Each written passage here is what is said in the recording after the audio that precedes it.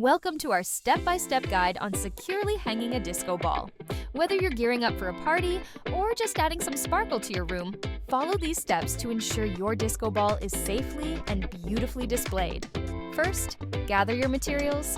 You'll need a disco ball, a chain, and a string. Step 1, locate a strong beam in your ceiling, ideally one that can handle a bit of weight. This will serve as the anchor point for your disco ball and keep it secure, so be certain it's sturdy or use a stud finder. Step 2, attach the chain to your disco ball. This step is crucial. Ensure that it's securely fastened to avoid any accidents. Double-check the chain connection before proceeding. Step 3, lift the disco ball using the string, tie it properly, and make sure it's tight. And that's it! You've set up your disco ball to light up the event or bring a unique ambiance to your space. Just flip on a light and enjoy the sparkle. Thanks for watching!